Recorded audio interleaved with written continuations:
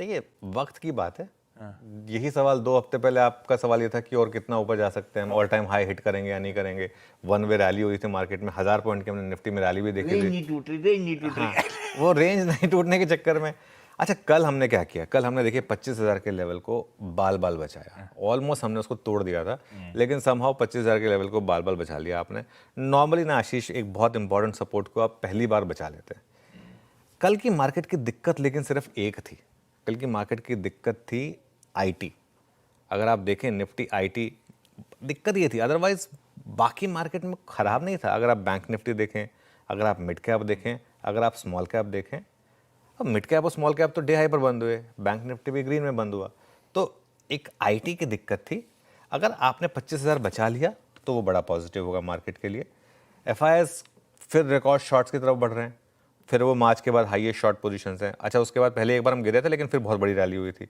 अच्छा earning season खराब रहा है, इसमें कोई डाउट नहीं, और इसीलिए इस बार जो है ना, मैं थोड़ा सा इसको पिंच ऑफ सॉल्ट के साथ ले रहा हूँ। नॉर्मली जैसे पिछली बार जब जियो पॉलिटिक्स की वजह से डिक्लाइन आई थी, या उससे पहले जब ट्रंप के टेंट्रम की वजह से डिक्लाइन आई थी, दोनों में मैंने ये सिंपल एक चीज़ रखी थी कि नहीं, ये एक बहुत अच्छी बाइंग अपॉर्चुनिटी है। इस बार क्योंकि अर्निंग सीजन को लेकर है, थोड़ा सा आपको केयरफुल रहने की जरूरत है। टाटा टीसीएस के बाद टाटा एलेक्सी के बाद एचसीएल टेक और टाटा टेक, बेसिकली पहले 2 आए थे, अब ये बाकी के जो 2 नंबर्स आए ये भी थोड़े से सुस्ती रहे।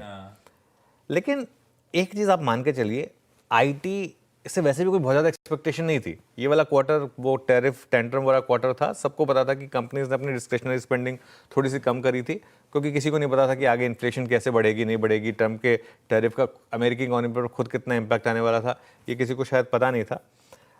मेरा मानना यह है कि आईटी में बहुत ज़्यादा गिरावट शायद यहाँ पर नहीं होगी। इसका सबसे बड़ा एग्जांपल है कल के आप एडीआर देखिए। कल हम जितना गिर के गए हैं, एडीआर उससे कम गिरे हैं। अगर एचसीएल टेक के नंबर्स के बाद मार्केट को इन एडीआर स्टॉक्स को और पनिश करना होता तो कल इंडियन एडीआर्स और गिरते, जैसा हमने टीसीएस के नंबर्स के बाद देखा था।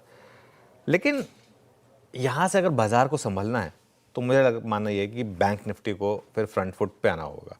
और एक्सिस बैंक, आईसीआईसीआई बैंक और एचडीएफसी बैंक, ये 3 बैंक्स हैं जिनके नंबर्स इसी हफ्ते आ रहे हैं। आईसीआईसीआई और HDFC bank I think Saturday को है ना?